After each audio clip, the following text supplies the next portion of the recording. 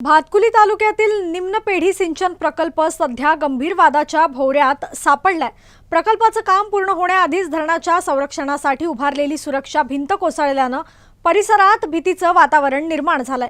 या घटनेनंतर वासेवाडी, निंबा आणि अलनगाव परिसरातील ग्रामस्थ संतप्त झाले असून धरणाच्या कामात निकृष्ट दर्जाचे साहित्य वापरल्याचा गंभीर आरोप त्यांनी केलाय।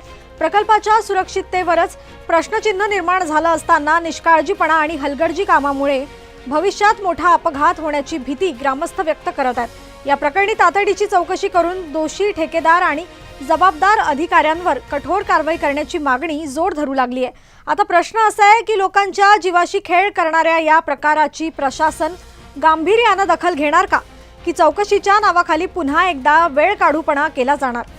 या संपूर्ण प्रकरणाचा सविस्तर आढावा घेतलाय आमच्या प्रतिनिधीने। पाहूयात हा रिपोर्ट। चालू आहे पेढी प्रकल्पाचे हे पूर्णतः निकृष्ट दर्जाचे असून याच्यात कोणतेच मूल्यमापन केल्या गेले नाही आहे, त्यामुळे ही क्वालिटी पूर्णपणे खराब आहे।